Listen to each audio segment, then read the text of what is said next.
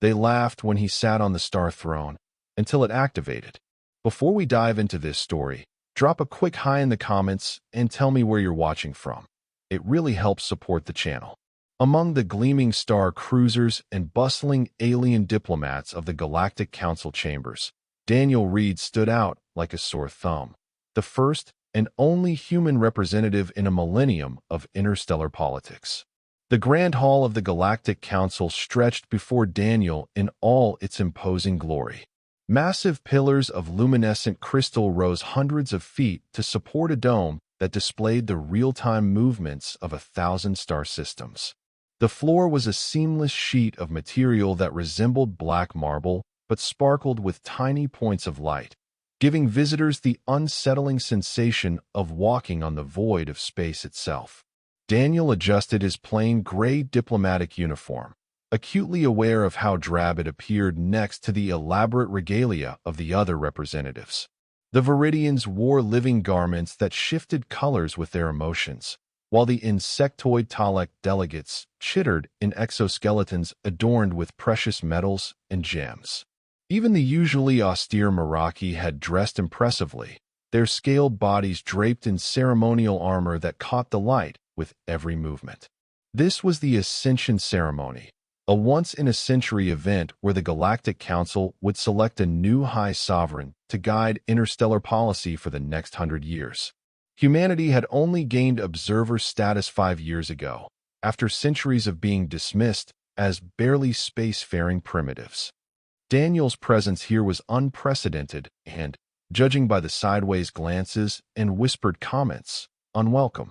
Ambassador Lorix, a tall, willowy being with opalescent skin, glided toward Daniel.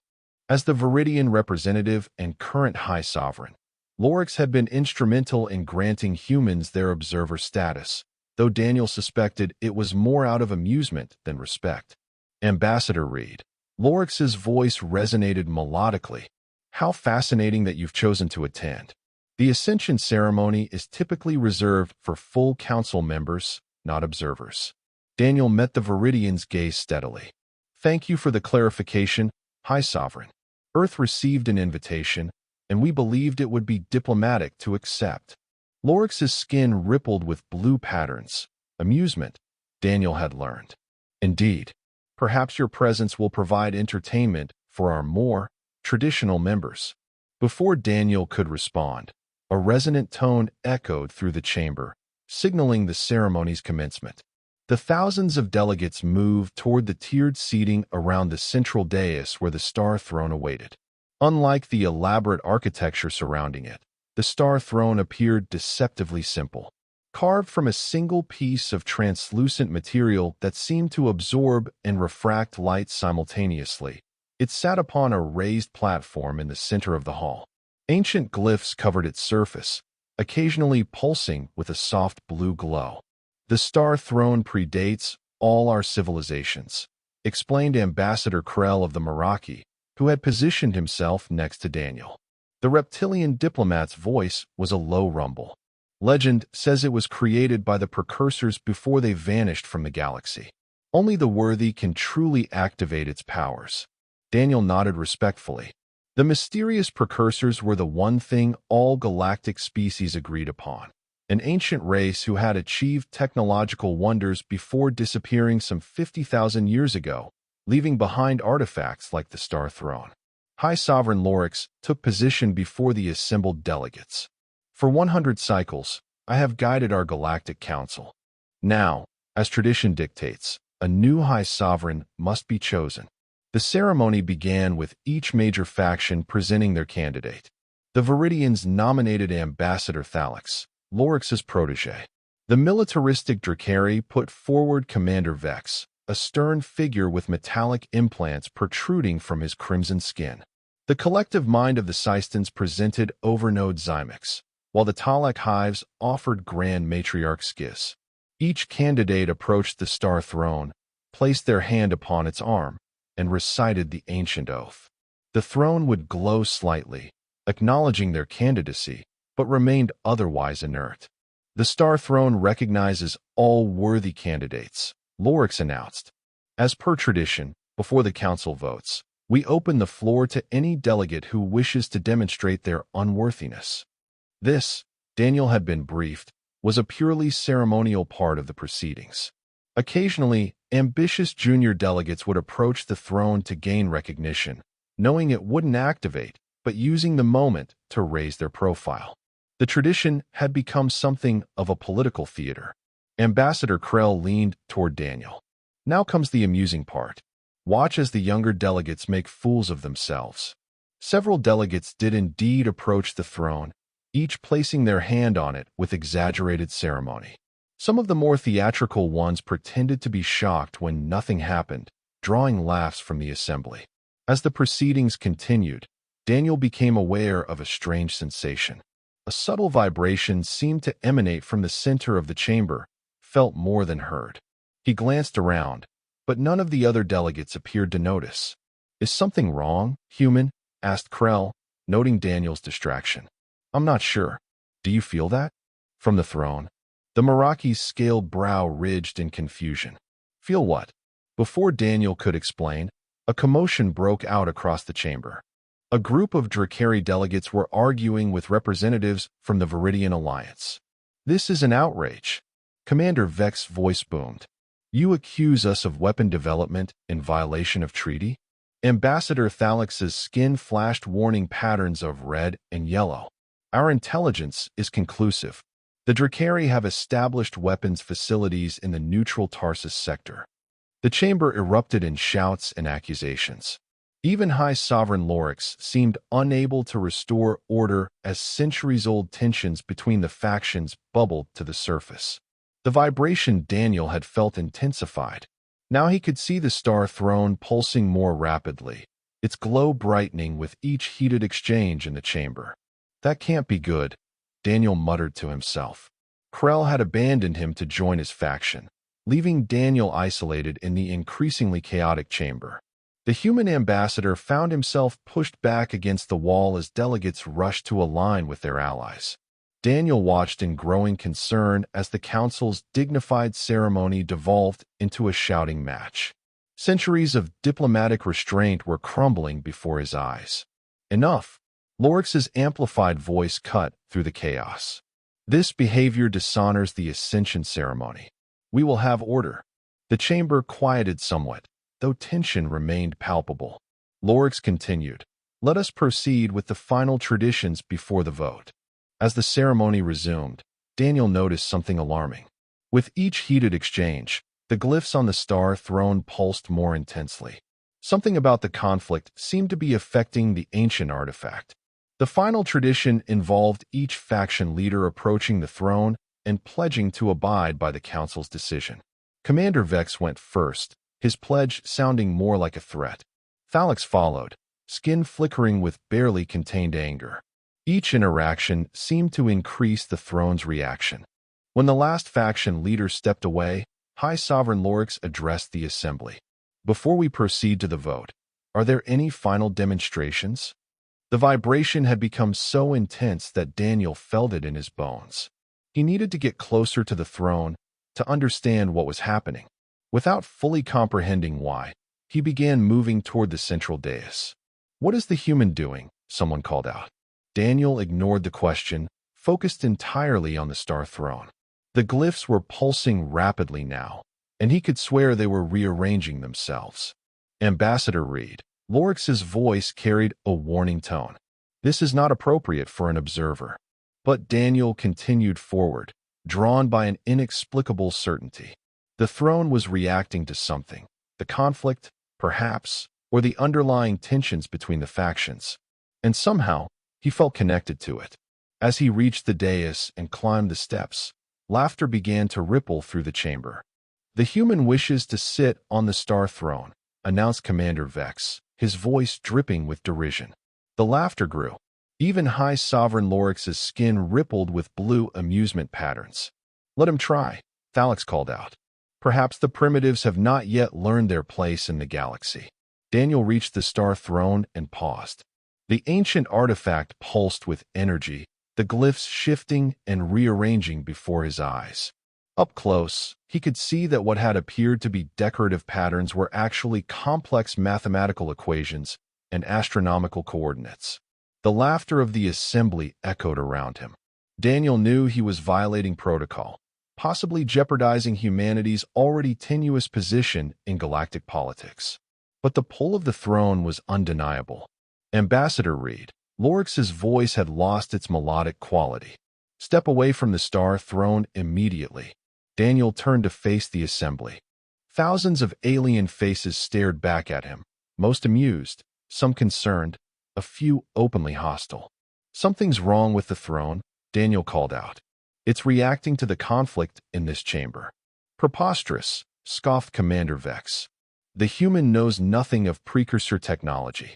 Ignoring the continued laughter, Daniel turned back to the throne. The vibration had become a distinct hum, and the glow of the glyphs had intensified to a bright blue light. Following an impulse he couldn't explain, Daniel reached out and touched the arm of the throne. The effect was immediate. Energy coursed through his body, not painful but intensely present. The glyphs on the throne rearranged themselves rapidly, forming new patterns that somehow, impossibly, Daniel could read. "It's a warning system," he announced, his voice carrying clearly through the now silent chamber. "The throne is detecting rising conflict across the council factions. Remove the human," Commander Vex ordered, and several Drakari guards moved toward the dais. In that moment, Daniel made a decision. Before the guards could reach him, he sat down on the star throne. The laughter returned, louder than before. "Look at the primitive, playing at galactic politics," someone called out. But the laughter died abruptly as the star throne activated. Light erupted from the ancient artifact, enveloping Daniel in a cocoon of blue-white energy. The glyphs on its surface flared brilliantly, then projected outward, filling the chamber with swirling patterns of light. The dome above transformed, no longer showing the current star systems, but rather a historical progression of the galaxy's development over millennia. Daniel sat rigid in the throne, his body locked in place as information flooded his mind. He saw the rise and fall of civilizations, the migration patterns of species across the stars, the slow building of alliances, and the devastating galactic wars that had nearly extinguished all life. And he saw the precursors. They weren't a single species as everyone had assumed, but a coalition of races who had united after nearly destroying each other. They had created the star throne not as a seat of power, but as a safeguard, a way to detect when the galaxy was once again sliding toward catastrophic conflict. Daniel's voice, when he finally spoke, resonated with a power that was not entirely his own. The star throne was never meant to choose a ruler. It was designed to activate when the council races began moving toward war. The assembly stared in shock as the humans sat bathed in the light of the activated throne, the historical display above showing the devastating consequences of past galactic conflicts. High Sovereign Lorix approached the dais cautiously. "How is this possible? No one has ever activated the star throne in recorded history." Daniel struggled to process the vast amount of information flooding his consciousness. The throne doesn't respond to political ambition or species superiority. It responds to balance, to those who can see beyond faction. And it chose a human? Commander Vex sounded incredulous. A representative from a species that has barely left its home system? "It didn't choose me," Daniel clarified, the knowledge becoming clearer in his mind. "It responded to me because I have no faction. Humans are newcomers, with no alliances, no ancient grudges." The throne detected a neutral party amidst growing conflict. The projection above shifted, showing current tensions between council factions, military buildups, resource competitions, territorial disputes. Daniel could see, with perfect clarity, how these tensions mirrored the patterns that had led to devastating wars in the past. "The precursors created this system as a warning," Daniel continued. "They nearly destroyed themselves through factional conflict. The star throne is designed to activate when similar patterns emerge, to provide guidance before it's too late." Ambassador Thalix stepped forward, skin flickering with patterns of concern and curiosity. "What guidance does it offer?" Daniel closed his eyes, allowing the throne's knowledge to flow through him. Balance must be restored. The current path leads to war within 20 years, with casualties in the billions. The chamber erupted in concerned murmurs. Daniel felt the throne responding to the assembly's reaction, adjusting the projections to show alternative futures based on different diplomatic approaches.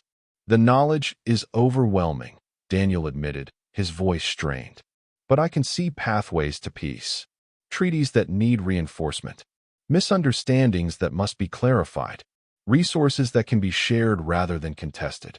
High Sovereign Lorix studied the human with new interest. And what role does the throne suggest for humanity in this process? Daniel smiled wryly. Mediators. The throne sees humans as potential bridges between factions, precisely because we have no historical allegiances or grievances with any council race. Commander Vex scoffed. We are expected to trust the fate of the galaxy to primitives who have barely mastered faster-than-light travel? No, Daniel replied calmly. You're expected to remember that your differences are smaller than what unites you. The precursors learned this lesson too late. The throne activates only when the council risks repeating their mistakes. As Daniel spoke, the energy surrounding him began to dim. The flood of information slowed, becoming more manageable. He felt the throne releasing him from its grip. I think my time with the throne is ending, Daniel announced. But its message is clear. The council stands at a crossroads. The growing tensions between your factions mirror patterns that led to catastrophe in the past. With a final surge, the throne projected a series of diplomatic protocols and treaty frameworks into Daniel's mind. The precursors' templates for resolving the exact types of conflicts currently brewing in the council. Before I step down, Daniel said, his voice carrying the authority of the ancient artifact, the throne has shown me specific measures that could ease current tensions. With your permission, I would like to present them. High Sovereign Lorix looked around the chamber, gauging the reaction of the assembly. After a moment of contemplation, the Viridian nodded. Proceed, Ambassador Reed. Daniel began outlining the diplomatic solutions revealed by the Star Throne. He described a new resource-sharing agreement that would defuse tensions in the disputed Tarsus sector. He proposed modifications to military limitation treaties that would address the Dracaris security concerns while reassuring the Viridian alliance. As he spoke, the projection above displayed the positive outcomes of these measures: reduced military buildups, increased trade, stabilized borders. The assembly watched in silent fascination as potential futures unfolded before them. When Daniel finally finished, the throne's energy had completely subsided. He stood up on slightly shaky legs, feeling both exhausted and exhilarated. High Sovereign Lorix approached the dais. In all my centuries, I have never witnessed such an event. The Star Throne has chosen to speak through a human, the newest and least advanced species in our council. Not chosen, Daniel corrected gently. It simply responded to the current circumstances. Any truly neutral party could have triggered the same response. Perhaps, Lorix conceded. But there are no neutral parties among the established council races. We all carry the weight of history. The High Sovereign turned to address the assembly. The Ascension ceremony has taken an unexpected turn. Before we select the next High Sovereign, I propose we consider the warnings provided through Ambassador Reed. Commander Vex stepped forward. This is unprecedented. We cannot allow our traditions to be disrupted by precursor technology we barely understand. With respect, Commander, Ambassador Krell of the Meraki interjected, dismissing the throne's activation would be foolish. Our histories all speak of the wisdom of the precursors. If their creation has awakened after millennia of silence, we would be wise to heed its warning. The chamber filled with debate, but Daniel noticed a difference. The tone was measured, thoughtful. The factional hostility had been replaced by genuine concern and consideration. As discussions continued around him, Daniel felt a presence at his side. Ambassador Thalix had approached without him noticing. How do you feel, human? The Viridian's skin displayed patterns of genuine concern. Daniel considered the question. Overwhelmed. The throne shared more information than I can fully process. Knowledge of history, technology, diplomatic strategies. It's going to take time to understand it all. Falix's skin shifted to a thoughtful blue-green. The throne has made you a repository of precursor wisdom. That places you in a unique position. A position I never asked for, Daniel replied honestly. Few who are worthy of power actively seek it, Falix observed. That may be precisely why the throne responded to you. High Sovereign Lorix called for order, bringing the assembly's attention back to the central dais. After consultation with the faction leaders, I propose a temporary recess of the Ascension ceremony. We will take 3 days to consider the information provided through Ambassador Reed and assess its implications for our council. The proposal was met with general agreement. As the assembly began to disperse, Lorix approached Daniel. Ambassador Reed, the faction leaders request your presence at an emergency session to discuss what you experienced on the Star Throne. Your insights could be crucial for understanding the warnings it provided. Daniel nodded, though exhaustion was setting in. Of course, High Sovereign. As they walked toward the exit, Lorix added, You realize, of course, that this changes humanity's status in the Council. No race that has communed with the Star Throne can remain a mere observer. Daniel hadn't considered the political implications. That wasn't my intention. Intentions rarely matter in galactic politics, Lorix replied, a hint of the earlier condescension returning. Results do.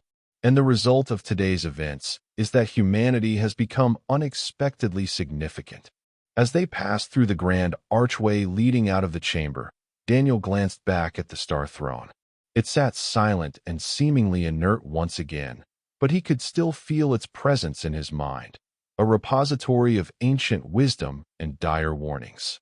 Whatever happened next, humanity's place in the galaxy had been irrevocably altered. They had come as observers and would leave as participants in a drama that had been unfolding for millennia. And Daniel Reed, who had arrived as an insignificant representative of a barely spacefaring species, now carried the knowledge of the precursors themselves. The factions that had laughed at him would laugh no more. The Star Throne had activated, and the galaxy would never be the same. Daniel found himself in a luxurious suite within the Council's diplomatic wing, a significant upgrade from the modest quarters he'd been assigned upon arrival. The walls displayed a real-time view of the galactic core, thousands of stars swirling in a celestial dance that would have captivated him under normal circumstances. But his mind was elsewhere, still processing the information downloaded by the Star Throne. Fragments of precursor knowledge surfaced in his thoughts like debris from a shipwreck. Technological schematics he couldn't fully comprehend, diplomatic strategies for species conflicts that had ended millennia ago, star charts showing worlds that had since been destroyed or transformed. And beneath it all, an urgent warning about patterns of conflict spreading across the Council races. A chime at the door interrupted his thoughts. Enter, Daniel called out. The door slid open to reveal Ambassador Krell. The Meraki diplomat's scaled features were difficult for humans to read, but Daniel sensed tension in the ambassador's rigid posture. Ambassador Reed, Krell began formally. The emergency session begins in 1 hour. I thought you might appreciate some context before facing the faction leaders. Daniel gestured toward a seating area designed to accommodate various physiologies. Please, join me. Any insight would be welcome. Krell settled his massive frame onto a reinforced chair. You've created quite a stir, human. In 12,000 years of recorded council history, the Star Throne has never fully activated. So I've gathered, Daniel replied. Though I'm still not entirely sure why it responded to me. That is precisely what has the faction leaders concerned, Krell said. Some believe you possess hidden technology that interfaced with the throne. Others suggest humans have precursor DNA. The more paranoid factions theorize that Earth has been concealing its true capabilities all along. Daniel laughed despite himself. Earth can barely maintain unity among its own nations. We're certainly not orchestrating some grand galactic deception. Krell's scaled lips pulled back in what Daniel had learned was a Meraki smile. I believe you, but others will need convincing. What about you, Ambassador? You've been more cordial to me than most council representatives. What? Krell was silent for a moment, his reptilian eyes fixed on the galactic view. The Meraki have a saying, "New eyes see old truths." Your species' perspective is valuable precisely because it is unencumbered by our ancient grudges and assumptions. The Meraki stood abruptly. We should proceed to the chamber. The faction leaders do not appreciate being kept waiting. As they walked through the gleaming corridors of the council complex, Daniel noticed a marked change in how others reacted to his presence. The dismissive glances had been replaced by cautious observation. Some delegates even bowed slightly as he passed, a courtesy previously reserved for high-ranking officials. "They fear you now," Krell observed quietly. "Or rather, they fear what you represent." "I'm not a threat to anyone," Daniel protested. "Aren't you?" Krell countered. "You carry precursor knowledge in your mind. You've disrupted centuries of political balance. And you've demonstrated that humans may have qualities the rest of us lack." Before Daniel could respond, they arrived at the council's high chamber, a smaller, more austere room than the Grand Hall. Around a circular table sat the leaders of the 9 major factions, with High Sovereign Lorix at the head position. "Ambassador Reed," Lorix acknowledged as Daniel entered. "Please join us." Daniel took the empty seat, acutely aware of the intense scrutiny from the faction leaders. Commander Vex of the Drakari watched him with barely concealed hostility, while Overnode Zymex of the Systans had directed multiple sensory appendages toward him, analyzing his every movement. "We have convened this emergency session to address the unprecedented events of the Ascension ceremony," Lorix began. "Ambassador Reed, we require a full accounting of what transpired when you activated the Star Throne."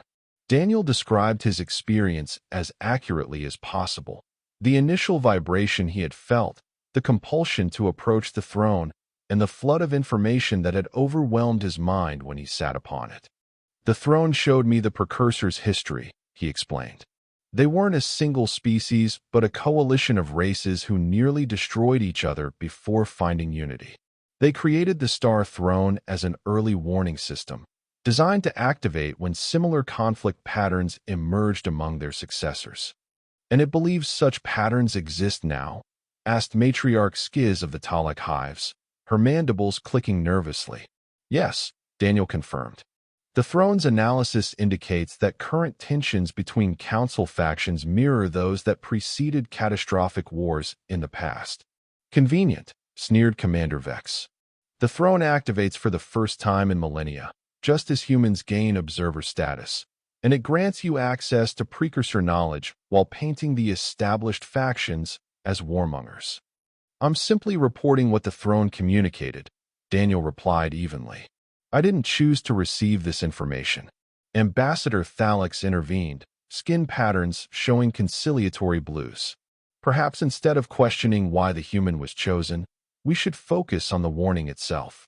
If the Star Throne has detected dangerous conflict patterns, we would be foolish to ignore its assessment." "I agree," said Sovereign Null of the Elium Confederation, speaking for the first time. The crystalline being's voice resonated like wind chimes. "The prophecies speak of the throne awakening in the galaxy's darkest hour. We cannot dismiss this sign." Commander Vex slammed a metallic fist on the table. "Prophecies? Signs.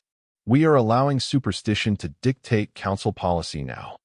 "Not superstition," corrected Overnode Zymex, the Systans' multiple voices harmonizing. "Pattern recognition. Our analysis confirms rising tensions within the council. Military expenditures have increased by 47% over the last decade. Territorial disputes have doubled. Trade restrictions have reduced economic cooperation by 33%. High Sovereign Lorix raised a hand for silence. "Ambassador Reed, the throne must have shown you more than just warnings. Did it offer solutions?" Daniel nodded, grateful for the shift in focus. "It provided detailed diplomatic frameworks specifically tailored to current council conflicts. The precursors faced similar challenges and developed systematic approaches to de-escalation." "Then share them," Lorix commanded. For the next several hours, Daniel outlined the diplomatic solutions the throne had downloaded into his mind. He described new resource-sharing agreements for disputed territories, mutual defense pacts that could replace arms races, and cultural exchange initiatives designed to build trust between historically antagonistic species. As he spoke, he could see the faction leaders' reactions shifting. Even Commander Vex seemed grudgingly interested in the proposed military cooperation protocols that would allow the Drakari to maintain security without threatening other factions. When Daniel finally finished, High Sovereign Lorix broke the contemplative silence. These proposals merit serious consideration. I suggest we adjourn to review them with our respective factions. As the leaders began to disperse, Ambassador Thalix approached Daniel. You've given us much to consider, human. But you should know, there are forces within the Council who see the throne's activation as a threat to their power rather than an opportunity for peace. I'm beginning to realize that, Daniel replied. Be cautious, Thalix warned, skin flickering with concerned orange patterns. The knowledge you carry makes you both valuable and vulnerable. Back in his quarters, Daniel attempted to organize the chaotic information still swirling in his mind. He dictated notes into his datapad, trying to capture the most critical aspects of the precursor knowledge before it faded from his memory. A soft chime interrupted his work, followed by an automated voice. Priority communication from Earth Central Command. Daniel activated the secure channel. The holographic display flickered to life, showing Admiral Helena Chun, Earth's highest-ranking Space Force commander and his direct superior. Ambassador Reed. Chin's expression was a mixture of concern and excitement. We've received fragmented reports about events at the Ascension ceremony. Something about you activating precursor technology. Daniel spent the next half-hour briefing the Admiral on everything that had transpired. Chin listened without interruption, her expression growing increasingly troubled. This changes everything, she said finally. The Security Council is convening an emergency session. They want to know if this throne gave you any technology that could benefit Earth's position. Daniel frowned. Admiral, with respect, that's exactly the kind of factional thinking the throne was warning against. The precursors nearly destroyed themselves through such competition. I understand the irony, Chen replied dryly. But my orders are to assess any strategic advantages this situation might provide. The advantage is in cooperation, not competition, Daniel insisted. The throne showed me how factional conflict nearly led to galactic extinction multiple times. We have an opportunity to break that cycle. Chen studied him thoughtfully. You've changed, Reed. 3 days ago, you were frustrated about humanity's observer status and the Council's condescension. 3 days ago, I hadn't seen 50,000 years of galactic history compressed into a few minutes, Daniel countered. The pattern is clear. Species that cooperate thrive. Those that compete ultimately destroy each other. Idealism is a luxury, Chen said. We need practical advantages. Then here's one. Daniel leaned forward. The throne has designated humanity as potential mediators precisely because we're newcomers without historical grudges. If we embrace that role instead of pursuing narrow interests, we gain influence beyond our technological capabilities. Chen appeared unconvinced but nodded. I'll relay your assessment to the Security Council.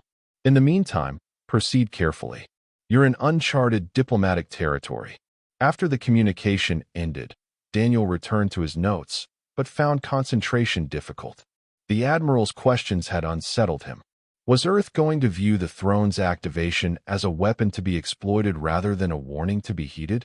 A new chime at his door interrupted his thoughts. This time, it was High Sovereign Lorix who entered, moving with the fluid grace characteristic of Viridians. Ambassador Reed, Lorix began without preamble. The faction leaders have deliberated on your proposals. There is cautious support for the diplomatic frameworks you outlined. That's encouraging, Daniel replied, surprised by the quick progress. However, Lorix continued, there remains concern about the throne's selection of a human as its vessel. Some believe the knowledge should be transferred to a more established species. Daniel felt a chill. Transferred how? Lorix's skin rippled with uncomfortable patterns. There are technologies that can extract information directly from a mind. The process is not without risks, but it would ensure the precursor knowledge is properly preserved and interpreted. You're talking about forced mind extraction, Daniel said flatly. The answer is no. Consider the larger picture, Lorix urged. One human's comfort against the stability of the galaxy. Surely the needs of countless billions outweigh your individual concerns. The throne chose me for a reason, Daniel insisted. Perhaps because humans aren't entangled in council politics. An established species might filter the knowledge through their own agenda. Lorix's skin darkened. This is not a request, Ambassador. The Council Security Directorate has the authority to compel cooperation in matters of galactic security. So much for cautious support, Daniel said bitterly. You want the knowledge, but not the messenger. I advocated for voluntary cooperation, Lorix admitted. Others pushed for more direct methods. This compromise gives you dignity of choice. Some choice, Daniel muttered. I need time to consider. Lorix moved toward the door. You have until the council reconvenes tomorrow. Choose wisely, Ambassador Reed. After the High Sovereign departed, Daniel paced his quarters, weighing his options. Earth was too far away to provide immediate assistance, and he had no allies among the council races powerful enough to protect him from the Security Directorate. Or did he? Daniel activated his communicator. Connect me with Ambassador Krell of the Meraki delegation. When Krell's scaled face appeared on the display, Daniel quickly explained the situation. Unsurprising, the Meraki rumbled. Knowledge is the most valuable currency in the council. Did you expect them to let a newcomer species control access to precursor wisdom? I expected them to respect diplomatic immunity, Daniel replied sharply. Can you help me? Krell was silent for a long moment. Perhaps.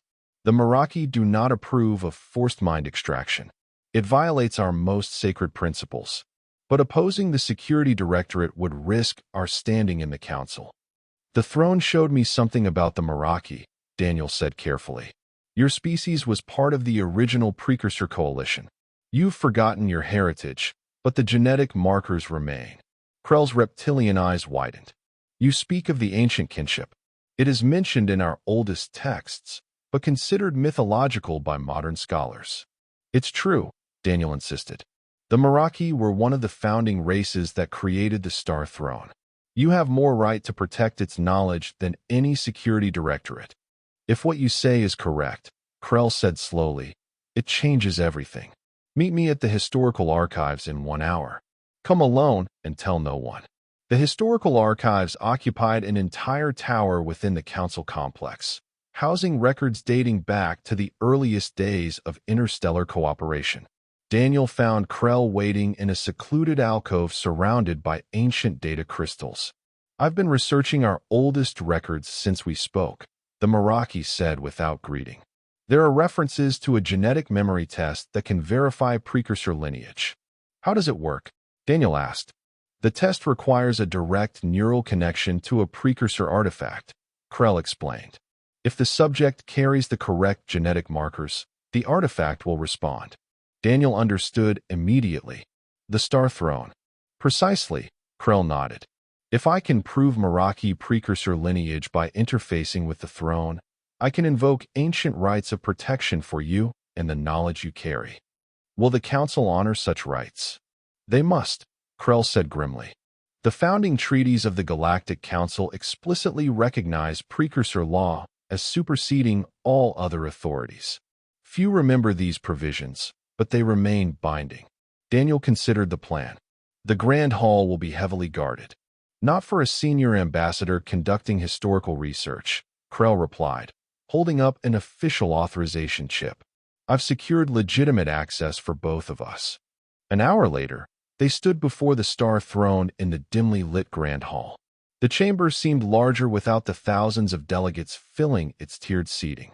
The Security Directorate monitors this room, Daniel whispered. We don't have much time. Krell approached the throne cautiously. If our theory is correct, the throne will recognize my genetic heritage and respond to my touch. The Meraki placed a scaled hand on the arm of the throne. For several seconds, nothing happened. Then, slowly, the glyphs on the throne's surface began to glow, pulsing with a warm amber light different from the blue energy Daniel had experienced. It recognizes you, Daniel breathed. Krell's eyes widened in wonder. I can feel it. Ancestral memories, dormant for millennia. The Meraki were indeed precursors. We called ourselves Voshkari then.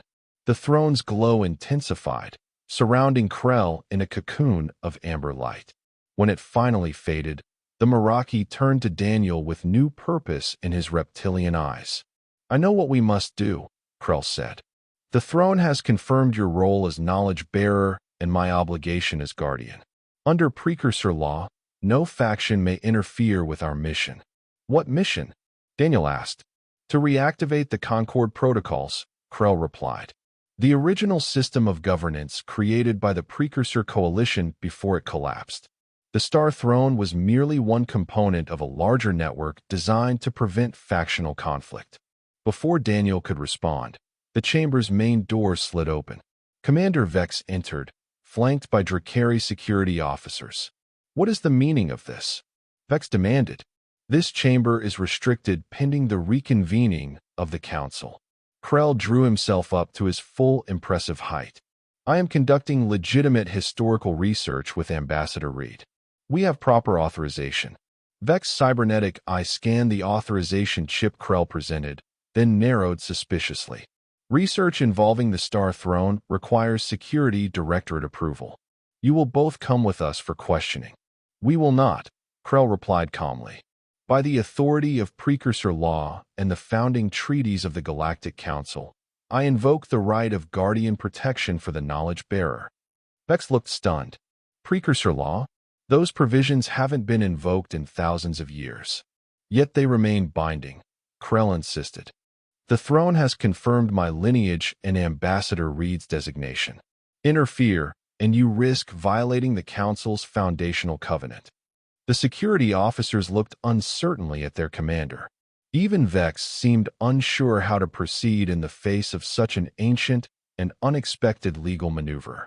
The standoff was interrupted by the arrival of High Sovereign Lorix, accompanied by Ambassador Thalix and several other faction representatives. What occurs here? Lorix demanded, skin flashing with patterns of alarm. Krell explained what had transpired, including the throne's confirmation of Meraki precursor lineage and Daniel's designation as knowledge-bearer. This changes the situation considerably, Lorix acknowledged, studying both Krell and Daniel with new interest.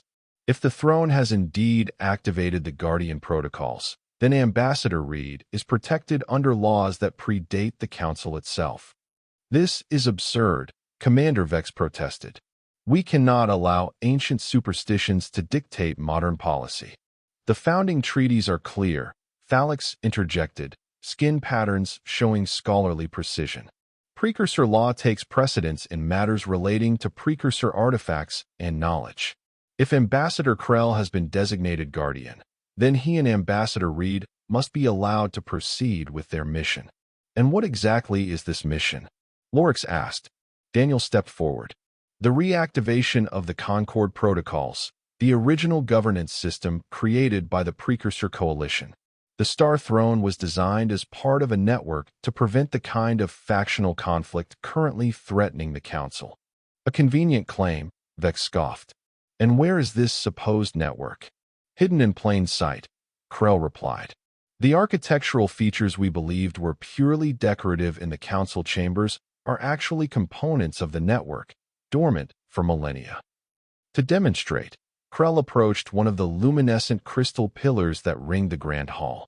Placing his hand upon it, he spoke in a language Daniel had never heard before but somehow understood, the ancient tongue of the precursors. The pillar flickered, then glowed with the same amber light as the throne. One by one, the other pillars activated in sequence, creating a circuit of light around the chamber. The black floor beneath their feet came alive, the tiny points of light organizing themselves into complex geometric patterns. The Concord Chamber, Krell announced. The true purpose of this hall, forgotten for thousands of years. The faction representatives watched in astonishment as the dormant precursor technology awakened throughout the chamber. The dome above transformed, showing not just star systems but connections between them, trade routes, migration paths, resource flows, diplomatic relations. The network models the entire galactic ecosystem, Daniel explained, drawing on the knowledge the throne had implanted. It was designed to identify imbalances and suggest corrections before they could escalate into conflict. Lorix approached the nearest pillar cautiously. And you propose to reactivate this system? To replace the Council's governance with precursor technology. Not replace, Daniel clarified. Enhance. The Concord protocols were designed to supplement democratic governance with objective analysis. The Council would retain decision-making authority, but with the benefit of the network's modeling capabilities. It would eliminate much of the guesswork from diplomatic negotiations, Krell added. Resource disputes, security concerns, territorial claims, all could be evaluated against historical patterns and optimal outcomes. Over the next several hours, more faction representatives arrived as news of the Chamber's transformation spread throughout the Council complex. Daniel and Krell demonstrated the network's capabilities, showing how it could model the consequences of various policy decisions and identify potential flashpoints before they erupted into conflict. By the time the full council assembled for an emergency session, the mood had shifted dramatically from suspicion to cautious optimism. Even Commander Vex had been impressed by the network's military analysis capabilities, which offered defensive strategies that required fewer resources while providing greater security. High Sovereign Lorix called the session to order. We face an unprecedented situation. The precursor technology that has silently surrounded us for millennia has awakened, offering both wisdom and warning. The question before us is whether to embrace this awakening or reject it in favor of our established ways. The debate was intense, but remarkably constructive. Daniel noticed that the network seemed to be having a subtle effect on the proceedings, its gentle amber glow creating an atmosphere conducive to cooperation. Faction representatives who had been hostile toward each other now listened respectfully to opposing viewpoints. Finally, Lorix called for a vote. Those in favor of incorporating the Concord Protocols into Council governance, while preserving our democratic traditions and sovereignty. One by one, the faction representatives signaled their approval. Even Commander Vex, after extracting certain security guarantees, gave his reluctant consent. Then it is decided, Lorix announced. The Galactic Council enters a new era, guided by both our collective wisdom and the legacy of those who came before us. As the session concluded, Daniel found himself approached by representatives from dozens of species, all eager to learn more about the precursor knowledge he carried. The condescension he had faced upon arrival had been replaced by genuine respect and curiosity. Ambassador Thalix joined him as the chamber gradually emptied. You've accomplished in days what diplomats have failed to achieve in centuries, the Viridian observed, skin glowing with admiring patterns. It wasn't me, Daniel replied honestly. The throne showed us what was possible when we set aside factional thinking. Nevertheless, Thalix insisted, humanity's role in the council has been forever altered. Your species brought fresh perspective when we needed it most. The factions are already discussing upgrading Earth's status from observer to full member. Daniel smiled. That was my original mission objective. I just never expected to achieve it by sitting on an ancient throne. Sometimes the most significant advancements come from unexpected quarters, Thalix noted. They laughed when you sat on the star throne, until it activated. Speaking of unexpected, Daniel said, I need to contact Earth with an update. They're going to have a hard time believing this. I imagine so, Thalix agreed. How does one explain becoming the catalyst for galactic governmental reform in a standard mission report? As Daniel prepared to leave the chamber, he paused beside the star throne, which had returned to its seemingly dormant state. Placing a hand on its cool surface, he felt a faint resonance, an acknowledgement of connection. Thank you, he whispered to the ancient artifact. The throne pulsed once with soft blue light, then went still again, its purpose fulfilled after millennia of patient waiting. The precursors had left behind more than just technology. They had left hope for a better future, one where cooperation triumphed over conflict. In the days that followed, Daniel worked closely with Krell and the faction representatives to implement the Concord protocols. The network proved invaluable in resolving long-standing disputes, identifying mutually beneficial resource-sharing arrangements, and designing security frameworks that reduced tensions without compromising protection. Earth's reaction to the developments had been predictably mixed. Some officials saw the Concord protocols as a threat to human autonomy, while others recognized the unprecedented opportunity for advancement they represented. Ultimately, pragmatism prevailed. Humanity could accomplish far more as respected partners in a stable galactic community than as isolated newcomers in a fractious one. 6 months after the Ascension ceremony, Daniel stood with Ambassador Krell on an observation platform overlooking the transformed Grand Hall. Below them, representatives from hundreds of worlds conducted the day's business, guided by the subtle influence of the Precursor Network. Disputes that would have once escalated into diplomatic incidents were now resolved efficiently through the Concord framework, while collaborative projects flourished across previously impenetrable factional boundaries. "Did you ever imagine it would work this well?" Daniel asked. Krell's scaled features arranged themselves into the Meraki equivalent of a smile. "The throne chose wisely when it responded to you, human. Your species' perspective was exactly what the Council needed.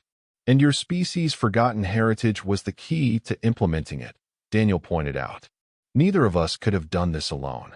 "Which is precisely the point of the Concord," Krell observed. "Strength through cooperation rather than competition." As they watched, a delegation of Earth officials entered the chamber below, led by Admiral Chun. Earth had finally been granted full Council membership, and the Admiral had arrived to establish a permanent diplomatic mission. "Your world takes its place among the stars," Krell said. "How does it feel to have facilitated such a momentous step?" Daniel considered the question. 6 months ago, he had been a minor diplomat from a marginalized species, ignored or condescended to by the established powers. Now, through a series of events he could never have predicted, he had helped reshape galactic governance and secure humanity's place in it. "It feels like the beginning of something extraordinary," he replied. "Not just for Earth, but for all of us." In the center of the chamber, the star throne gleamed softly, its ancient purpose fulfilled yet ongoing. It had waited millennia for the right moment and the right individual to activate its potential. In doing so, it had transformed not just the Council but Daniel himself, connecting him to a legacy that stretched back to the dawn of interstellar civilization. They had indeed laughed when he sat on the star throne, until it activated.